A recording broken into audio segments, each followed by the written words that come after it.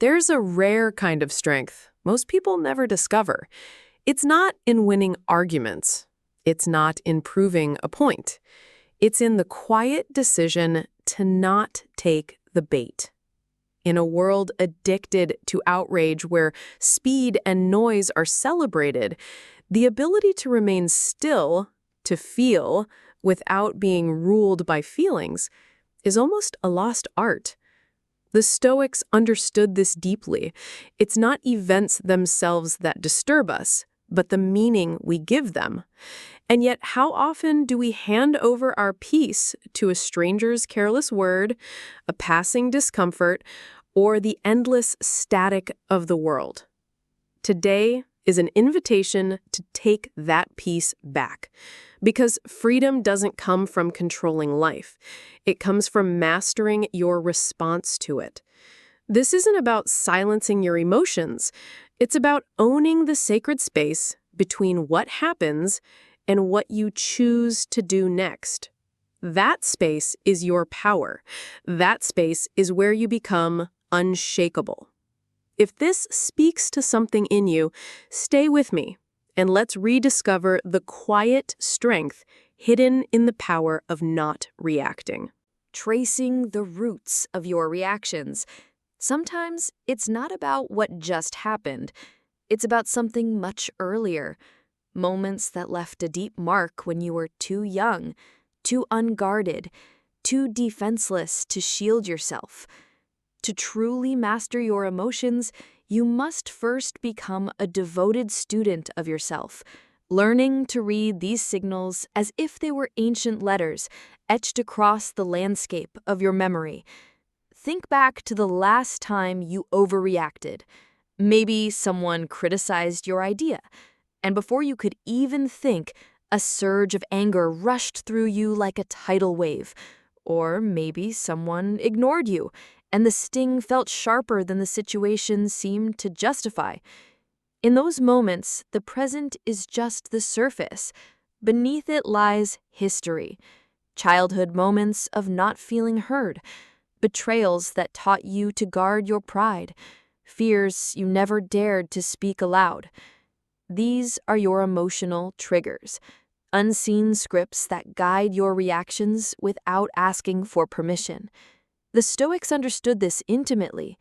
Marcus Aurelius wrote, "If you are pained by any external thing, it is not this thing that disturbs you, but your judgment about it." And where did those judgments come from, if not from our deepest, most formative experiences?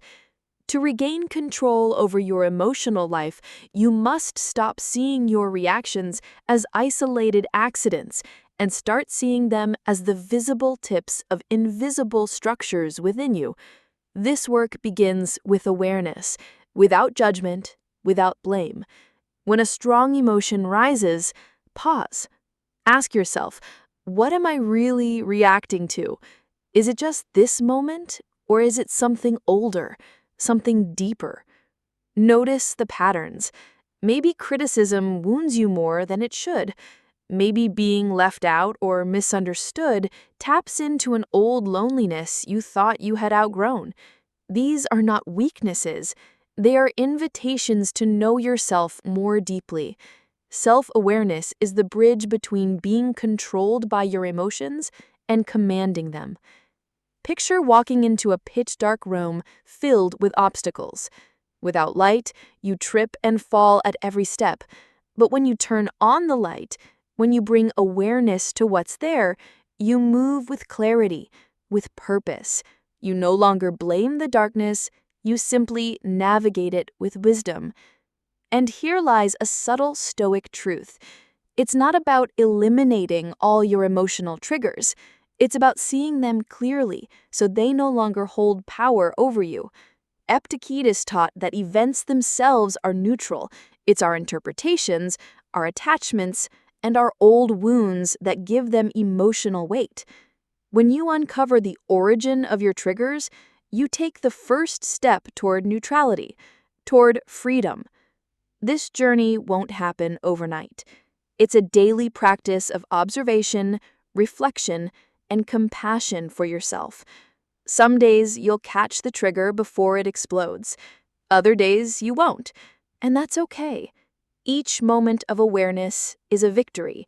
Every insight is another brick laid in the foundation of your emotional resilience. Ask yourself often, where did this reaction begin? Is it really about now, or am I carrying an old story into this moment?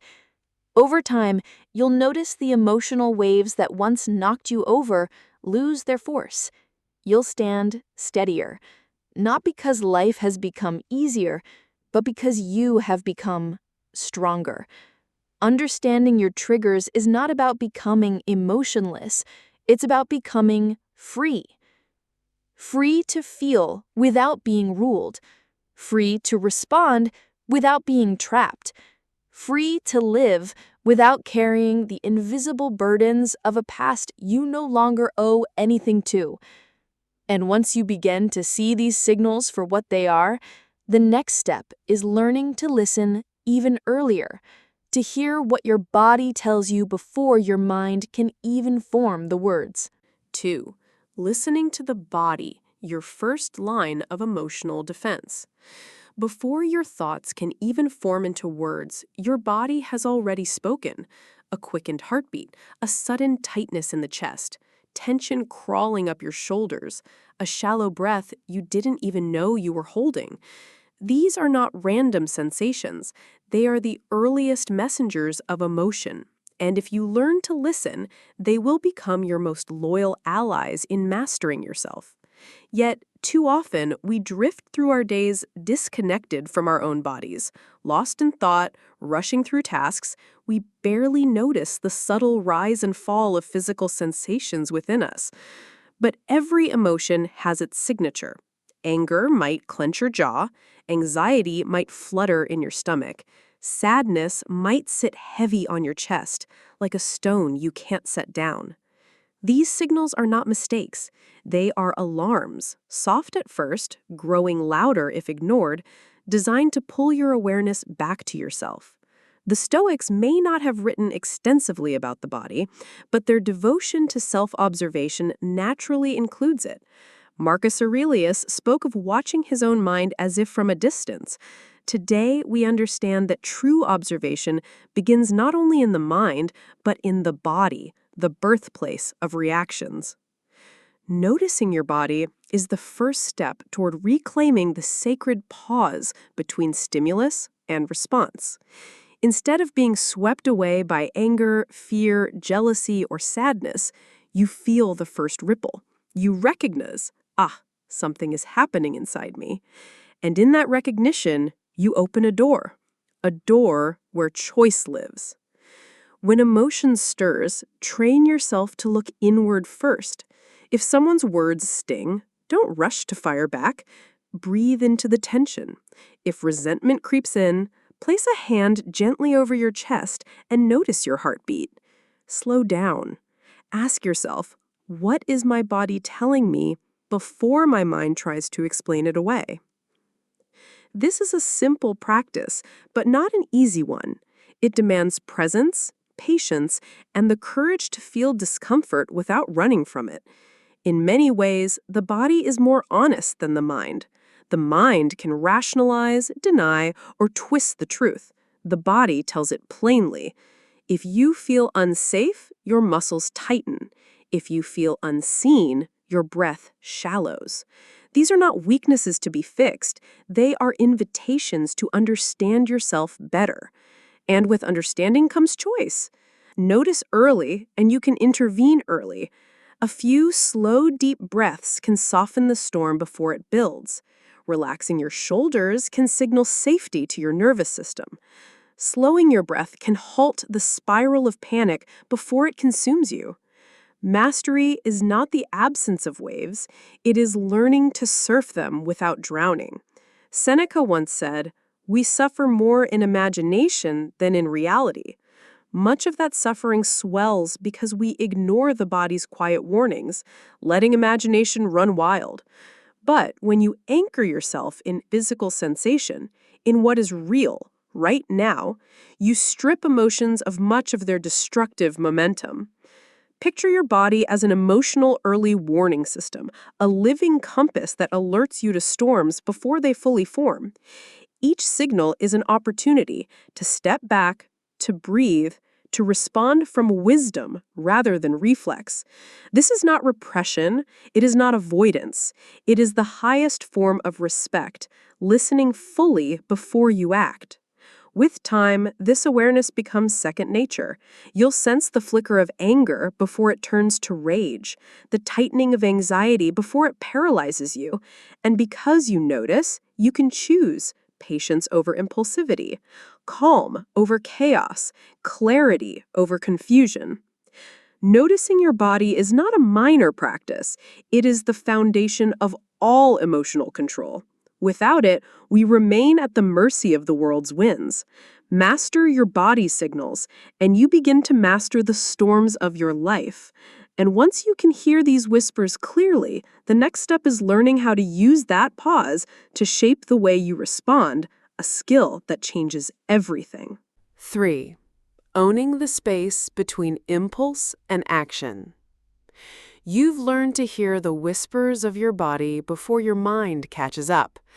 Now, it's time to take that awareness one step further, to use it to carve out a pause before you react.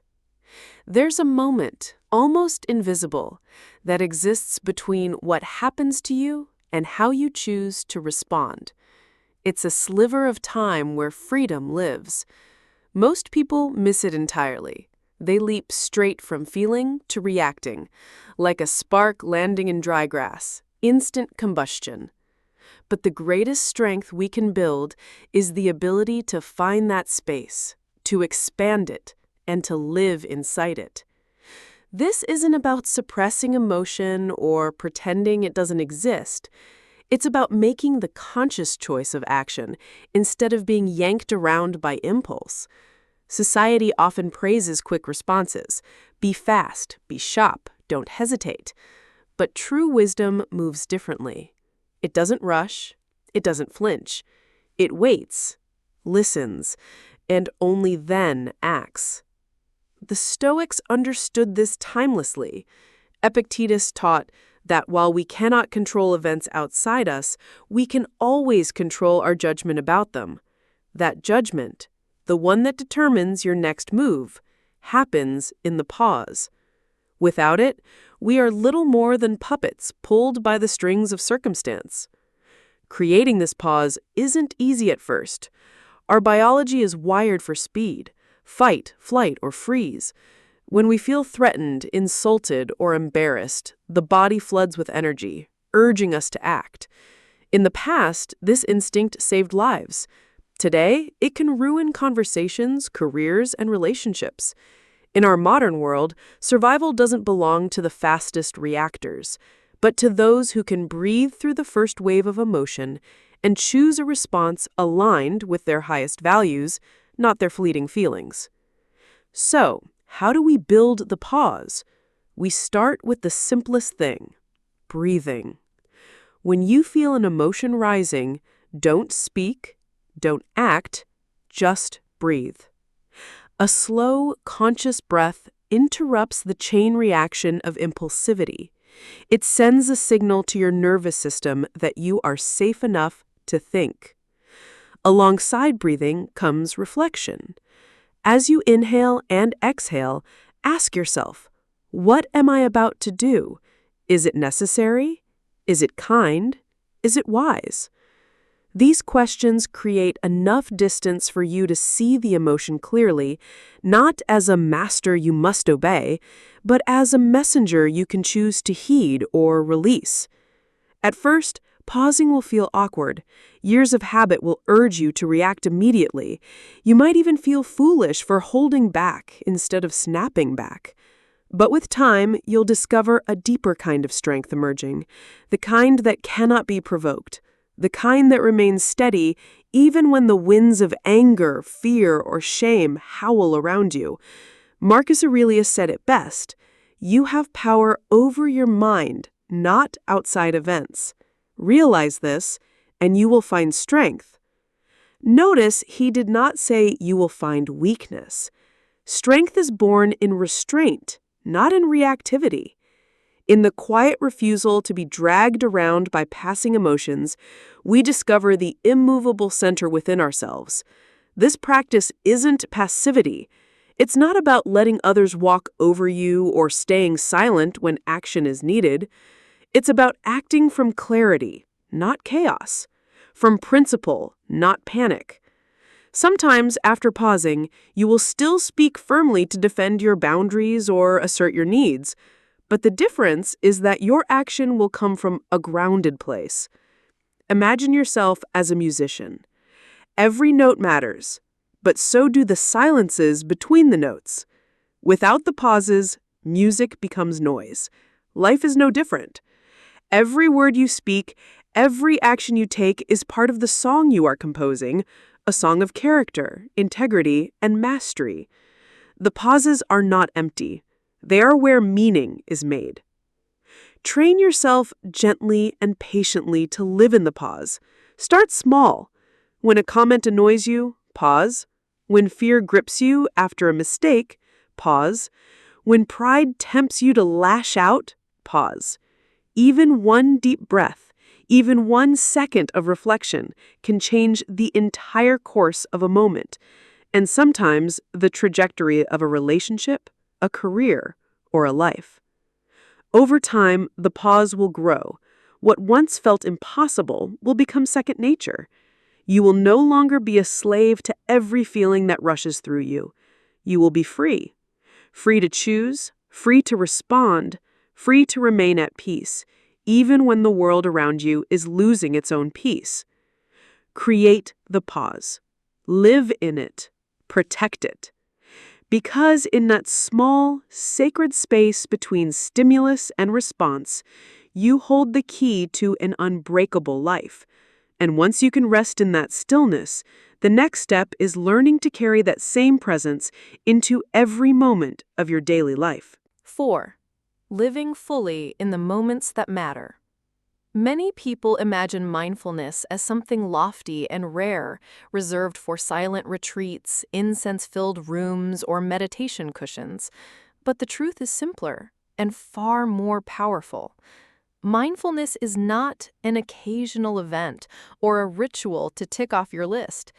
It is a way of being, a way of breathing, walking, eating, and speaking, where presence threads its way through even the smallest acts.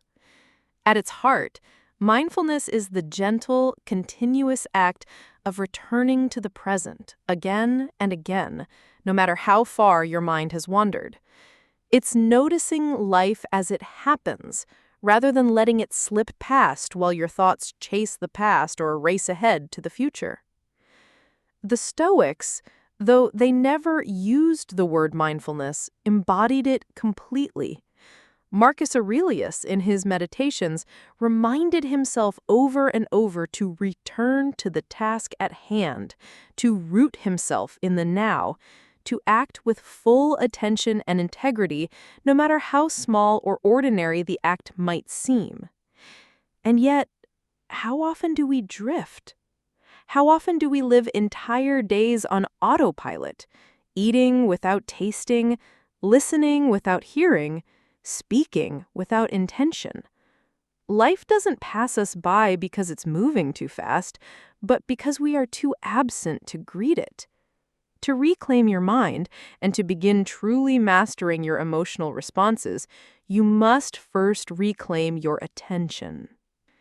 Mindfulness in daily life begins with the simplest invitations.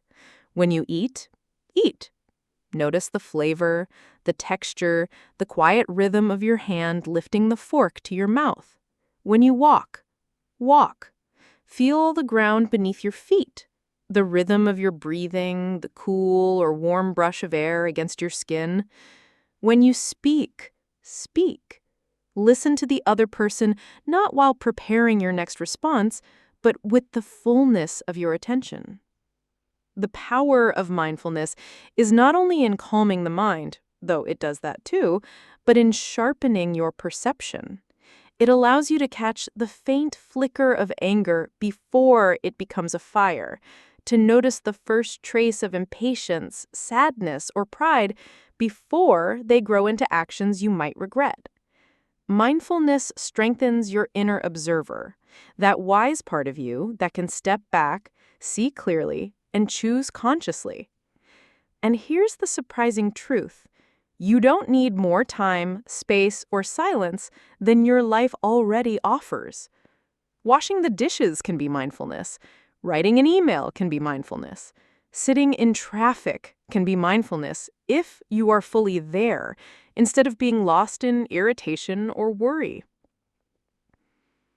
Seneca once said, "True happiness is to enjoy the present without anxious dependence upon the future."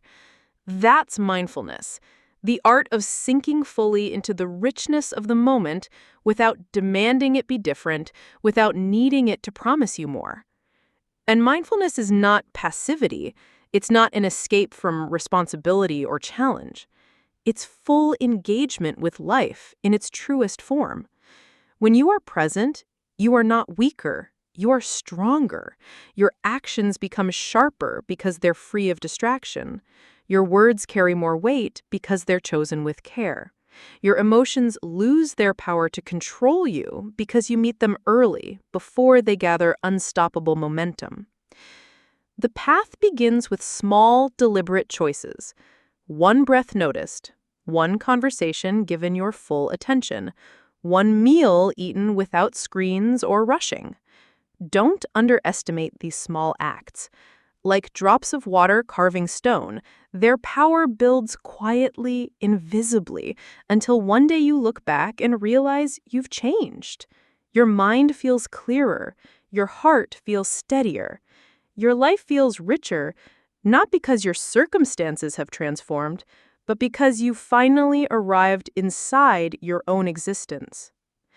When life's inevitable storms arrive, and they will, mindfulness becomes your anchor. It doesn't stop the rain, but it keeps you from being swept away. It doesn't erase sorrow or anger, but it allows you to hold them gently, to see them clearly, and to respond with wisdom instead of reflex. And here's the great secret. The peace you seek, the strength you long for, are not somewhere far away. They are right here, in this breath, in this step, in this very conversation. Always here, always waiting for you to notice. When you can live this way, you are ready to bring that presence and light inward, because true presence will never be complete until you truly understand the one who is living this life, yourself. 5. The courage to look within. To know yourself is the beginning of all wisdom. Yet in a world constantly pulling our attention outward, to news, to noise, to the endless currents of other people's lives, turning inward has become a rare, almost radical act. Self-awareness is not just noticing what you do, it's understanding why you do it. It's holding up a mirror to your mind, free of distortion, free of defense, and free of fear. Most people don't live in relationship with themselves. They live in reaction to themselves, dragged along by moods they can't name, driven by desires they can't explain, haunted by fears they refuse to acknowledge. Without self-awareness, emotions don't serve us, they rule us.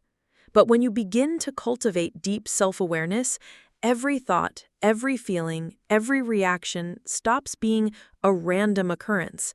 They become threads in the intricate fabric of your inner world. The Stoics placed great value on this constant introspection. Marcus Aurelius wrote to himself, "When you arise in the morning, think of what a precious privilege it is to be alive, to breathe, to think, to enjoy, to love." And yet, much of his writing wasn't celebration, but examination, questioning his own motives, checking his impulses, observing his judgments. This was not self-criticism, it was self-clarity. Without clarity, freedom is impossible. The first step in building this clarity is simple. Observe without judgment. Notice your thoughts as they pass through your mind. Watch your emotions rise and fall like waves. When anger appears, pause. Ask yourself, what sparked it? What story am I telling myself? When sadness arrives, sit with it. Where in my body do I feel it? What memory or expectation is feeding it? This is not about fixing or suppressing emotions, but about understanding them. Like an astronomer studying the stars with curiosity, not condemnation. Journaling is a powerful companion on this journey, not the polished journaling of perfect sentences, but the raw, unfiltered act of placing your inner world on paper. Write your fears, write your frustrations, write your dreams and your doubts. See them outside yourself. In doing so, you loosen their invisible hold. A thought written down is a thought made visible. What is visible can be understood, and what is understood can be transformed. Self-awareness also means the courage to face uncomfortable truth. It's easy to notice when others wrong us. It's harder to admit when we cling to victimhood. It's easy to see injustice done to us. It's harder to acknowledge when pride blinds us. But deep self-awareness demands we face even the parts of ourselves we'd rather turn away from, not with harshness or shame, but with quiet, courageous honesty. As Seneca taught, no man is more unhappy than he who never faces adversity, for he is not permitted to prove himself. In the same way, no one is more lost than the one who never looks within. Without facing the truth of your own mind, you're like a ship without a rudder, tossed about by every storm. When you know your strengths, weaknesses, tendencies, and triggers, you can steer your life with intention. Self-awareness is not a final destination. It's a daily practice, a lifelong conversation with yourself. Some days you will see clearly. Other days you'll fall back into old patterns.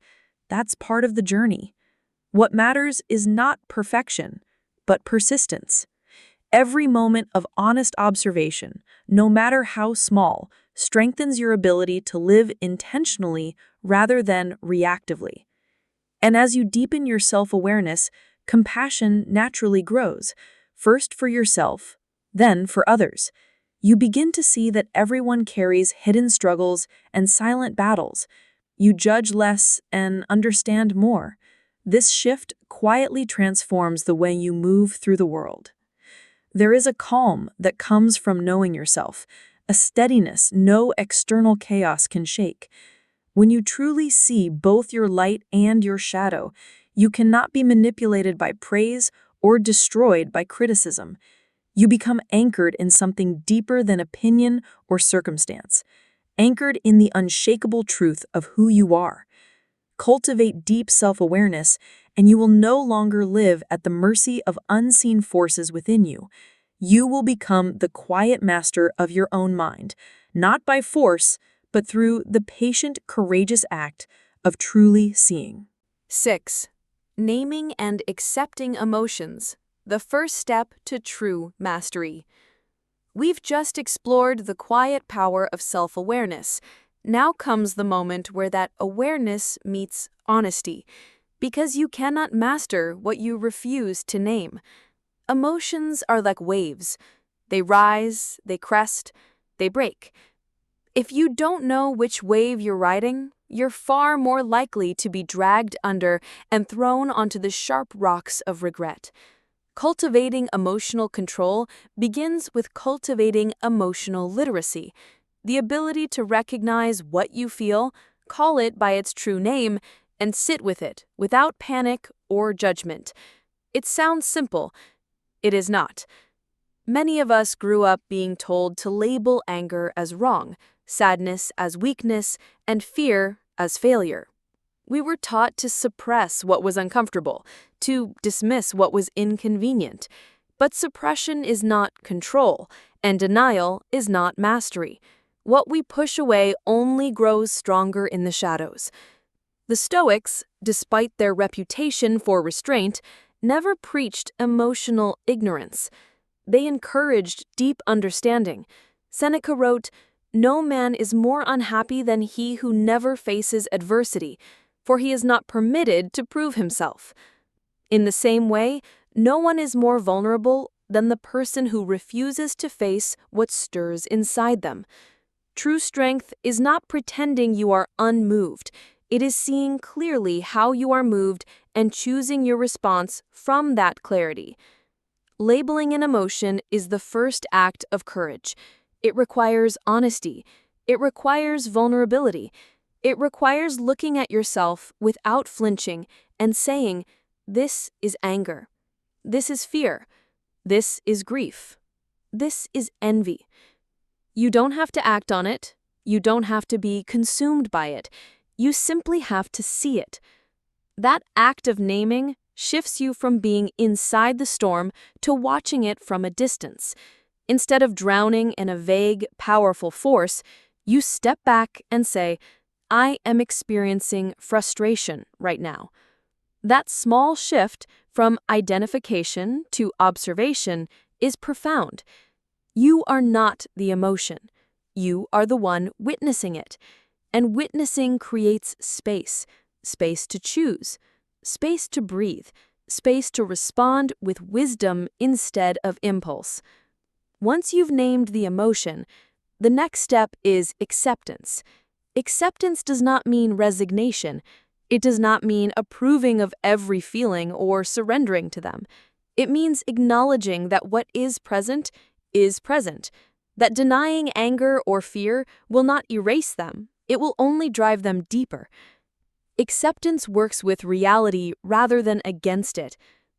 Being human means experiencing a vast, messy spectrum of feelings. No one is immune, not the wise, not the disciplined, not the strong.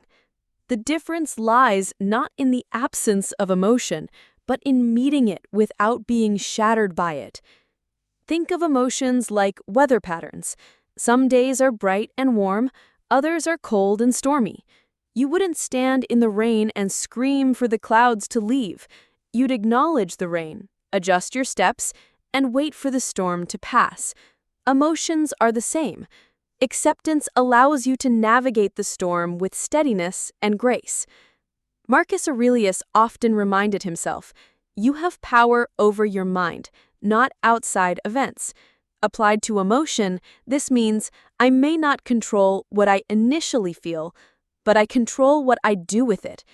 That control begins the moment I recognize and accept what has arisen.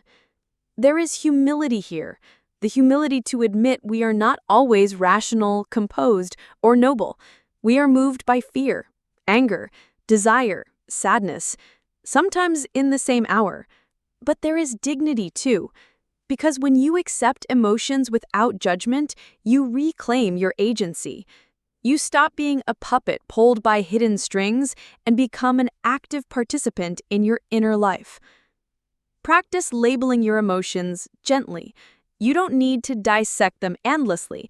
A simple acknowledgement is enough. This is anger. This is loneliness. This is hope. Accept them with kindness, as you would greet an old friend at the door, not necessarily inviting them to stay forever, but acknowledging their presence with respect. Emotions are temporary visitors. They come and go. Your task is not to trap them or to fight them, but to recognize, accept, and let them move through you without becoming them. In the end, emotional mastery is not about feeling less, it is about feeling wisely. It is knowing, I can feel anger without lashing out. I can feel fear without shrinking. I can feel sadness without drowning. Label, accept, breathe, choose. That is the quiet, unglamorous, yet powerful path to freedom. 7. Reframing negative thoughts. Taking back the pen that writes your story. After learning to name and accept your emotions, the next step is to examine the thoughts that give those emotions their shape and power. Because the stories we tell ourselves determine the lives we live. Often, our deepest suffering doesn't come from what actually happens, but from the meaning we assign to it. An insult becomes proof we're worthless. A single failure transforms into a prophecy of future defeat. One moment of rejection suddenly becomes, in our minds, a lifelong pattern of inadequacy. This is the quiet, relentless damage caused by unexamined negative thoughts, and it's one of the greatest sources of emotional pain. The Stoics saw this with clarity. They taught that events themselves are neutral. It is our judgments that give them their color, weight, and emotional charge. Epictetus famously said, "It's not what happens to you, but how you react to it that matters." And your reaction begins in thought. Before there is anger, fear, or despair, there is an interpretation, often so automatic we don't even notice it. Reframing negative thoughts does not mean denying pain or pretending everything is fine. It means seeing events clearly, stripping away layers of catastrophic storytelling, and choosing a more empowering perspective. It is the discipline of questioning your first thought, the automatic one, and asking, is this the only way to see this? Is this even true? Imagine this. A friend cancels dinner plans at the last minute. Without awareness, your mind leaps to conclusions. They don't care about me. I'm not important. I'm always the one left out. But another perspective exists. Maybe they had a family emergency. Maybe they're exhausted from a difficult week. Maybe it has nothing to do with your value at all. When you reframe, you create choice. You take back power over your internal landscape. This is not naive optimism. It's about realistic flexibility. It's about recognizing that your first emotional reaction is often the loudest, but rarely the wisest.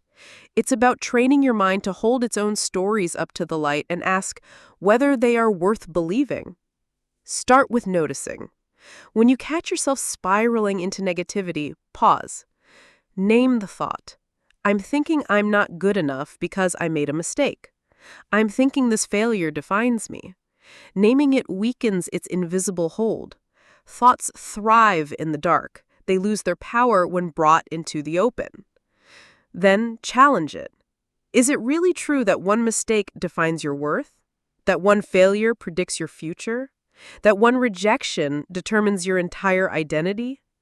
The Stoics would remind us, you are not your circumstances. You are how you meet your circumstances. Reframing also embraces embracing neutrality. Not everything needs to be labeled good or bad. Sometimes events are simply events. Raw material for growth, for practice, for resilience. Marcus Aurelius often reminded himself, this is neither good nor bad. It simply is. That neutrality is powerful. It allows you to meet life with open hands instead of clenched fists. Over time, reframing becomes less about fighting negativity and more about building a new habit of thought. Seeing possibilities where you once saw dead ends, interpreting setbacks as lessons instead of verdicts, showing compassion to yourself instead of harsh judgment when you stumble. This doesn't mean pain will disappear.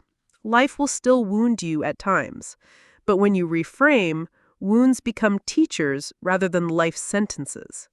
Pain becomes something you move through, not something you build your identity around. It takes daily effort. Some days, reframing will come naturally. Other days, the old stories will pull you back, heavy and loud. That's the nature of deep change, uneven, imperfect, human. But each time you pause, question, and choose a better thought, you are rewiring your mind toward freedom. Reframing is an act of emotional sovereignty. It's refusing to be at the mercy of your mind's worst interpretations. It's choosing to see yourself, your life, and your challenges through a lens that strengthens you instead of breaks you. Ask yourself often, what else could this mean? What's the most empowering way to see this? What would someone wiser than me see here?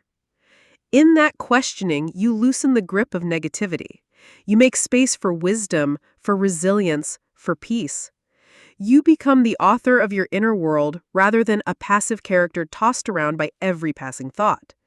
And that quiet shift changes everything. 8. The strength in openness. cultivating empathy and compassion. True strength is not forged in isolation, nor is it proven by how little we feel. While the world often equates resilience with emotional hardness, the ability to remain untouched, to keep your guard up, to build walls so thick that nothing can get through, the Stoics saw a deeper, more enduring form of strength. It is the strength of openness, of being able to face life's storms without sealing yourself away from the humanity in yourself and in others. Empathy is the courage to step out of your own mind and into someone else's world, even if just for a moment. It is the willingness to see through their eyes, to understand the pain, fear, or hope that shapes their actions. Compassion is what you do with that understanding, the choice to meet it with kindness rather than condemnation. And though both seem outward-facing, they always begin within. To practice empathy for others is to accept a simple truth. Everyone is carrying a weight you cannot see. The anger in a stranger's voice, the coldness in a friend's tone, the betrayal of a loved one, these are rarely the marks of pure malice. More often, they are the echoes of unhealed wounds, the expressions of unmet needs or fears too deep to name. The Stoics understood this not as an excuse for injustice, but as a call to guard one's own peace from the corrosion of judgment. Marcus Aurelius advised, "Whenever you are about to find fault with someone, ask yourself what fault of mine most nearly resembles the one I'm about to criticize." Seeing the humanity in others does not mean abandoning your boundaries. It means refusing to sharpen the knife of resentment against yourself. You can say, "This person's action hurt me, but it was born from their own struggle," and in doing so, protect your own calm. Empathy is not about absorbing the suffering of others until it becomes your own. It is about understanding their state without letting it control your own. And then there is self-compassion, often the harder half of the equation. Many of us are relentless critics of ourselves, quick to forgive others, but merciless toward our own missteps. We offer kindness to friends while silently condemning ourselves for the same missteps. To practice self-compassion is to meet your own imperfections with the same understanding you would extend to someone you love. It is to remember, as Seneca wrote, "No man becomes great all at once. Growth is messy, uneven, and full of mistakes, but none of these diminish your worth." There will be days when you lose your temper, when you speak from fear instead of reason, when you fail to live by the values you aspire to. Compassion means meeting these moments not with self-loathing, but with curiosity. What can I learn here? How can I walk forward a little wiser, a little steadier? This is not an excuse to avoid responsibility. True compassion is rooted in accountability, the willingness to say, "I made a mistake, I own it, but I will not define myself by it. I will learn. I will continue." When you practice empathy for others and compassion for yourself, your mind becomes both sharp and soft. Sharp enough to see clearly, soft enough to respond wisely. It is the combination that prevents bitterness from hardening you. Empathy teaches patience with others. Compassion teaches patience with yourself. Together they create a resilience that is not brittle, but enduring. Not unfeeling, but unbreakable. 6. Naming and accepting emotions, the first step to true mastery. We've just explored the quiet power of self-awareness. Now comes the moment where that awareness meets honesty, because you cannot master what you refuse to name. Emotions are like waves. They rise, they crest, they break. If you don't know which wave you're riding, you're far more likely to be dragged under and thrown onto the sharp rocks of regret. Cultivating emotional control begins with cultivating emotional literacy, the ability to recognize what you feel, call it by its true name, and sit with it without panic or judgment. It sounds simple. It is not. Many of us grew up being told to label anger as wrong, sadness as weakness, and fear as failure. We were taught to suppress what was uncomfortable, to dismiss what was inconvenient. But suppression is not control, and denial is not mastery. What we push away only grows stronger in the shadows. The Stoics, despite their reputation for restraint, never preached emotional ignorance. They encouraged deep understanding. Seneca wrote, "No man is more unhappy than he who never faces adversity, for he is not permitted to prove himself." In the same way, no one is more vulnerable than the person who refuses to face what stirs inside them. True strength is not pretending you are unmoved. It is seeing clearly how you are moved and choosing your response from that clarity. Labeling an emotion is the first act of courage. It requires honesty. It requires vulnerability. It requires looking at yourself without flinching and saying, "This is anger. This is fear. This is grief. This is envy." You don't have to act on it. You don't have to be consumed by it. You simply have to see it. That act of naming shifts you from being inside the storm to watching it from a distance. Instead of drowning in a vague, powerful force, you step back and say, "I am experiencing frustration right now." That small shift from identification to observation is profound. You are not the emotion. You are the one witnessing it. And witnessing creates space, space to choose, space to breathe, space to respond with wisdom instead of impulse. Once you've named the emotion, the next step is acceptance. Acceptance does not mean resignation. It does not mean approving of every feeling or surrendering to them. It means acknowledging that what is present, that denying anger or fear will not erase them. It will only drive them deeper. Acceptance works with reality rather than against it. Being human means experiencing a vast, messy spectrum of feelings. No one is immune, not the wise, not the disciplined, not the strong. The difference lies not in the absence of emotion, but in meeting it without being shattered by it. Think of emotions like weather patterns. Some days are bright and warm, others are cold and stormy. You wouldn't stand in the rain and scream for the clouds to leave. You'd acknowledge the rain, adjust your steps, and wait for the storm to pass. Emotions are the same. Acceptance allows you to navigate the storm with steadiness and grace. Marcus Aurelius often reminded himself, "You have power over your mind, not outside events."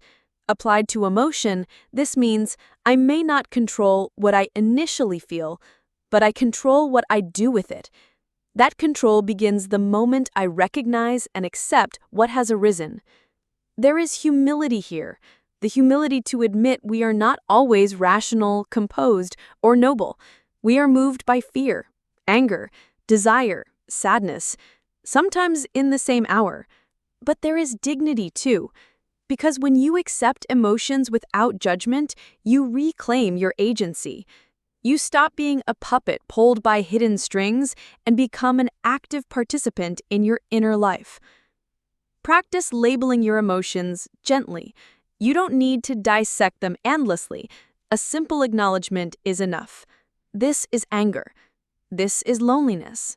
This is hope. Accept them with kindness, as you would greet an old friend at the door, not necessarily inviting them to stay forever, but acknowledging their presence with respect. Emotions are temporary visitors. They come and go. Your task is not to trap them or to fight them, but to recognize, accept, and let them move through you without becoming them. In the end, emotional mastery is not about feeling less, it is about feeling wisely. It is knowing, I can feel anger without lashing out. I can feel fear without shrinking. I can feel sadness without drowning. Label, accept, breathe, choose. That is the quiet, unglamorous, yet powerful path to freedom. 8. The strength in openness. Cultivating empathy and compassion. True strength is not forged in isolation, nor is it proven by how little we feel. While the world often equates resilience with emotional hardness, the ability to remain untouched, to keep your guard up, to build walls so thick that nothing can get through, the Stoics saw a deeper, more enduring form of strength. It is the strength of openness, of being able to face life's storms without sealing yourself away from the humanity in yourself and in others. Empathy is the courage to step out of your own mind and into someone else's world, even if just for a moment. It is the willingness to see through their eyes, to understand the pain, fear, or hope that shapes their actions. Compassion is what you do with that understanding, the choice to meet it with kindness rather than condemnation. And though both seem outward-facing, they always begin within. To practice empathy for others is to accept a simple truth. Everyone is carrying a weight you cannot see. The anger in a stranger's voice, the coldness in a friend's tone, the betrayal of a loved one, these are rarely the marks of pure malice. More often, they are the echoes of unhealed wounds, the expressions of unmet needs or fears too deep to name. The Stoics understood this not as an excuse for injustice, but as a call to guard one's own peace from the corrosion of judgment.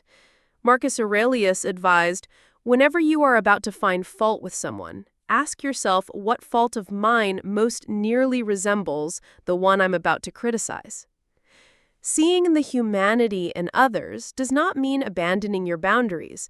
It means refusing to sharpen the knife of resentment against yourself. You can say, "This person's action hurt me, but it was born from their own struggle," and in doing so, protect your own calm.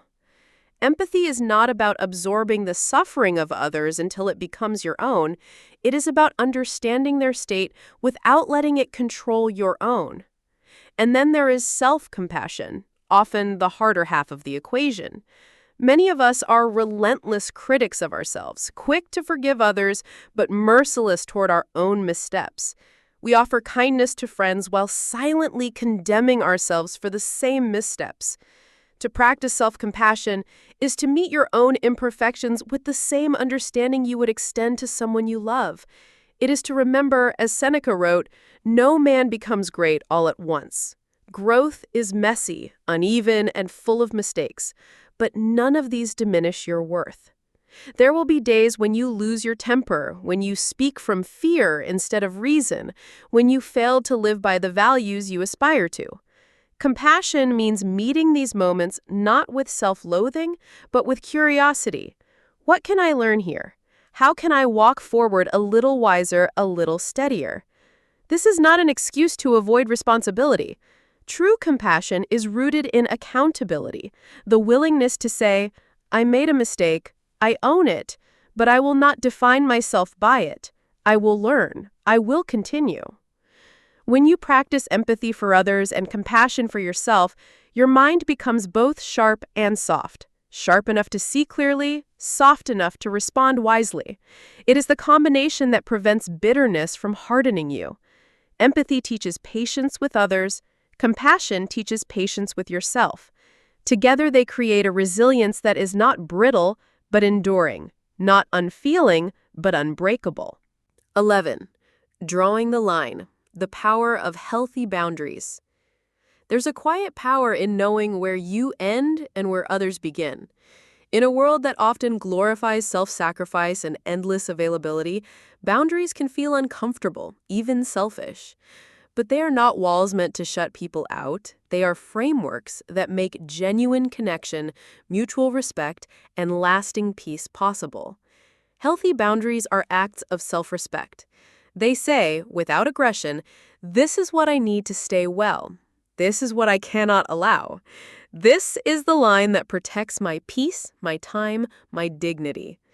Without them, even the best-intentioned relationships can sour into resentment and imbalance.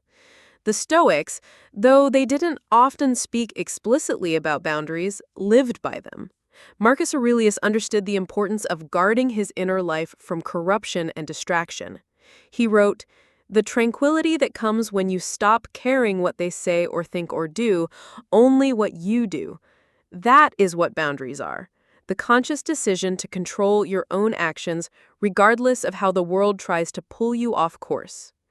Setting boundaries begins with knowing yourself. You must first be clear. What drains me? What strengthens me? What am I willing to give freely? And what must I protect? Without this clarity, you'll always be reacting, overcommitting, people-pleasing, burning out before you even understand why. Once you know, the next step is communication. Clear, calm, and direct. No over-explaining, no apologizing for taking up space. A boundary might sound like, I appreciate the invitation, but I need this evening for myself. Or, I'm not available for that request right now. Sometimes it's, I value our relationship, and for it to stay healthy, we need to agree on certain expectations.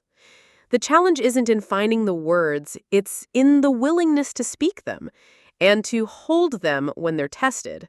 And they will be tested. Some people won't like your boundaries, especially if they benefited from your lack of them. They may guilt you, question you, or push against your limits. That's their right, but it's equally your right and your responsibility to stand firm, without anger, without apology, without unnecessary drama. Seneca advised, associate with people who are likely to improve you. Boundaries are how you make sure your associations uplift you instead of draining you. They are how you protect the sacred space where growth, love, and self-respect can flourish. Clear communication doesn't mean cruelty. You can be firm without being harsh. In fact, the most powerful boundaries are often spoken with calmness and kindness. They don't attack, they simply assert. They say, this is my path. I walk it openly, but I choose who and what walks alongside me. Practicing boundaries teaches you that peace is not the absence of conflict, it's the presence of clarity. Saying no to what harms you is really saying yes to what nurtures you. It shifts your relationships from unconscious obligation to conscious choice. But perhaps the most overlooked aspect of boundaries is this. You must honor your own first. If you say you won't answer emails after 8 p.m. but you do, if you promise yourself rest but let guilt override it, each self-betrayal erodes your trust in yourself and teaches others that your boundaries are negotiable. Honor your word to yourself as something sacred, and others will learn to honor it too. Setting healthy boundaries is an act of love, not just for yourself, but for everyone you interact with. It sets clear expectations, prevents hidden resentments, and allows honest connection without the slow poison of unspoken needs. And it's a lifelong practice. There will be moments you're tempted to bend your boundaries for comfort, approval, or to avoid guilt. Resist it. Each time you stand in your truth, even if your voice trembles, you strengthen your core. You remind yourself you are worthy of the space you occupy, and you affirm that your peace is a priority, not an afterthought. Communicate clearly. Set boundaries calmly. Protect your energy wisely, and watch your life become lighter, cleaner, freer, preparing you for the next step. Embracing change with courage instead of fear. 12. Managing stress and anxiety with Stoic tools. When life feels overwhelming, stress and anxiety are not signs of weakness or defects in your character.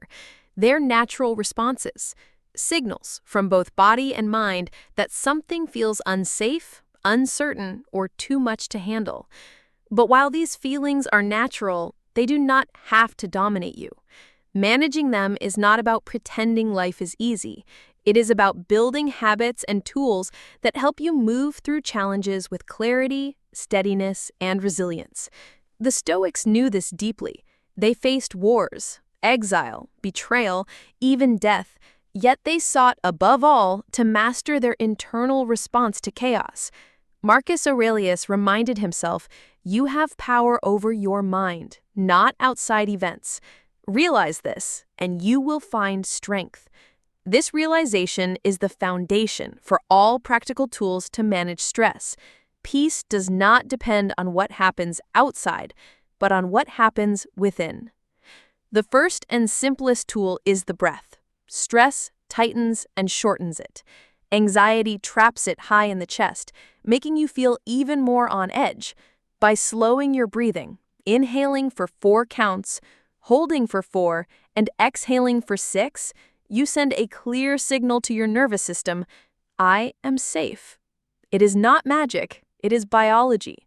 This simple act can turn moments of panic into moments of regained control. Movement is another often overlooked ally. When the mind is restless, the body carries that restlessness too. Physical movement, walking, stretching, training, gives that energy somewhere to go.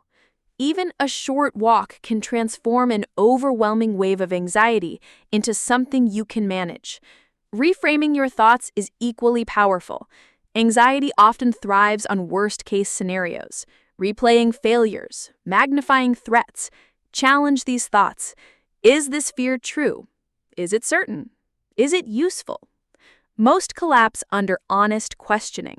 Reframing is not denial. It is choosing a perspective that strengthens you instead of paralyzing you. Journaling can be a sanctuary. When worries spiral inside your mind, put them on paper, without editing or judgment. Tangled thoughts become clearer when you see them written down. What once felt monstrous becomes smaller, more manageable, and easier to address. And sometimes the wisest move is to ask for help. The Stoics valued self-reliance, but also embraced community. Seneca exchanged deep letters with friends. Marcus drew on the wisdom of others. Seeking guidance from a friend, mentor, or professional is not weakness. It is wisdom. You still walk your own path, but you do not have to carry every burden alone. One powerful yet often forgotten tool is simplicity. Anxiety grows in complexity. Too many obligations, too many priorities. Identify what matters most today. Focus there. Seneca wrote, "We suffer more often in imagination than in reality." Simplicity pulls you back to what is real, manageable, and actionable. And finally, acceptance. Some stress is inevitable. Some anxiety will come and go, like shifting weather. Resisting it often makes it worse. Observing it calmly, here it is again, robs it of much of its force. You become a witness, not a victim. Remember, these tools are not for show. They are for practice. Some days they will work effortlessly. Other days, stress will still spike despite your efforts. That is not failure. It is being human. Mastery is not about never feeling anxious. It's about returning to your center again and again, no matter how far you drift. Build these tools into your daily life. Breathe deeply each morning. Move your body every day. Reflect and simplify each evening. Over time, you will create an inner refuge, a calm space no storm can reach. You can't control the waves, but you can always become a better sailor. With these tools to manage stress and anxiety firmly in place, the next step is to face uncertainty, not as a threat to fear, but as a reality to embrace with clarity and calm. 13. Embracing imperfection and practicing self-compassion. There is a certain quiet beauty in the cracks, the unfinished edges, and even in the flaws we wish we could hide. Yet most of us, by instinct, try to fix, disguise, or outrun them. We imagine that somewhere in the future, after enough work, achievements, and self-discipline, we will finally arrive at a flawless version of ourselves, complete and untouchable. But this image is a mirage. Perfection is not the destination of growth. It is its enemy. Embracing imperfection does not mean giving up on excellence. It means letting go of the illusion that you must be flawless before you deserve peace, respect, or self-compassion. Your flaws are not failures. They are fingerprints of your humanity. Marcus Aurelius, ruler of a vast empire and bearer of immense burdens, still wrote in his meditations about his frustrations, anger, and impatience. He didn't deny them. He faced them honestly, with patience, knowing that the goal was progress, not perfection. Self-compassion follows the same principle. It is not about excusing every mistake, but about meeting yourself where you are, with honesty and kindness.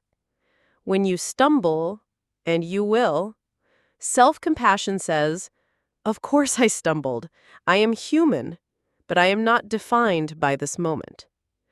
When you fall short of your ideals, it says, "I see the gap, and I will keep trying." When you fail, it whispers, "This is part of the path, and I am still on it." Without self-compassion, every mistake becomes an indictment against your worth. Every imperfection feels like proof that you are not enough. The mind spirals, "Why can't I do better? Why am I like this? Will I ever get it right?" Under such harshness, growth withers, courage shrinks, and the risk of trying again feels too great. But with compassion, mistakes become information, not condemnation, teachers, not executioners. They offer lessons, not life sentences.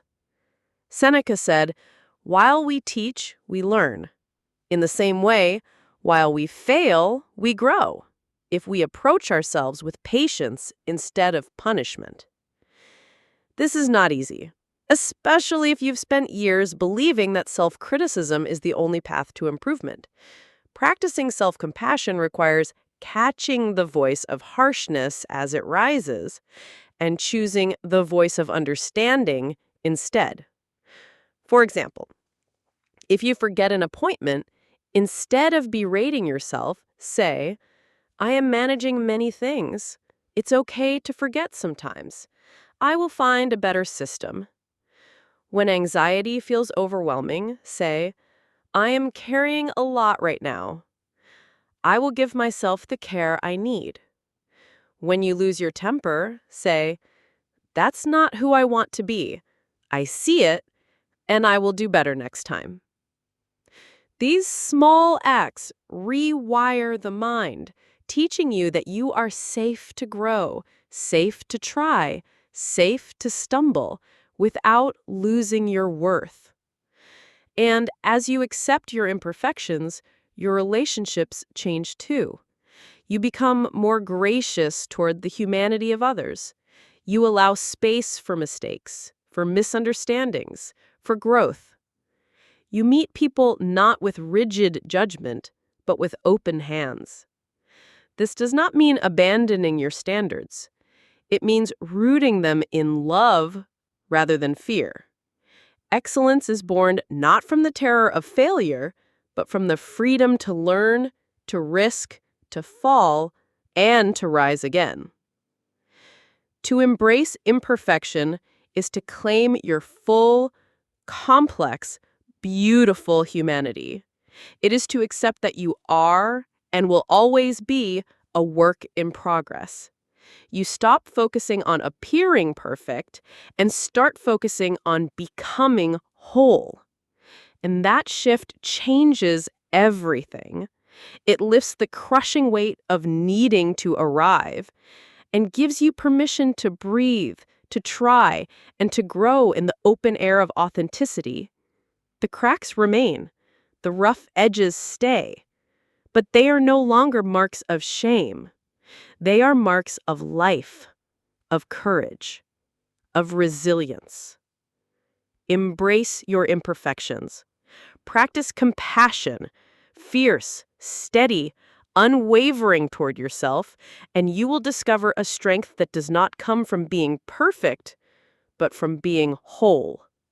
Cultivating gratitude in daily life. Gratitude is not just a pleasant feeling reserved for rare, special moments. It is a lens, a way of seeing that transforms ordinary days into something extraordinary. For many, gratitude feels spontaneous, arising only when life delivers something big, a promotion, a windfall, a dream come true. But the Stoics remind us that if we wait for such moments, we will spend most of our lives overlooking the countless blessings already in front of us. Marcus Aurelius often reminded himself each morning, when you arise in the morning, think of what a precious privilege it is to be alive, to breathe, to think, to enjoy, to love. Gratitude, to the Stoics, was not sentimental. It was practical wisdom. It grounded them in reality, helping them see that life itself, with all its imperfections, is already a gift. Think of a time when you were sick and longed simply to breathe easily, or a moment when you were far from home and missed the comfort of familiar walls. These moments strip away illusions, showing us that what we take for granted, health, shelter, companionship, is in fact the foundation of joy. Gratitude trains us to see this truth before loss forces us to notice. One simple practice. Pause 3 times a day to notice something you value. Morning. Appreciate the warmth of sunlight through the window. Afternoon. Acknowledge the effort someone made on your behalf. Evening. Recognize a challenge you overcame, however small. The point is not to force a feeling, but to turn your attention deliberately toward what sustains you. Gratitude also reshapes how we meet difficulty. Seneca wrote, "A man is as unhappy as he has convinced himself he is." By noticing what remains instead of fixating on what is missing, we preserve inner stability. Even in hardship, you can say, "This moment hurts, but I still have my breath, my mind, and the chance to act with virtue." In relationships, gratitude turns routine into connection. A simple, "I appreciate you," to a friend, partner, or colleague nourishes trust and deepens bonds. People often assume gratitude is for grand gestures, but the truth is that consistent small acknowledgments often matter more. Like any Stoic discipline, gratitude is a practice. Some days it will come easily. Others you will have to seek it intentionally, even stubbornly, especially when life feels unkind. But over time, it becomes a habit of perception, a way of meeting the world with open eyes and an open heart. And here lies its quiet power. Gratitude does not erase pain, but it keeps pain from erasing joy. It teaches us to carry both without letting one eclipse the other. As we strengthen this practice, we prepare ourselves for the next Stoic lesson, one that moves beyond appreciation into the courage of living in harmony with nature's flow, even when it leads us into change. 15. Living in harmony with nature's flow. To the Stoics, living well was not about conquering the world or bending it to your will.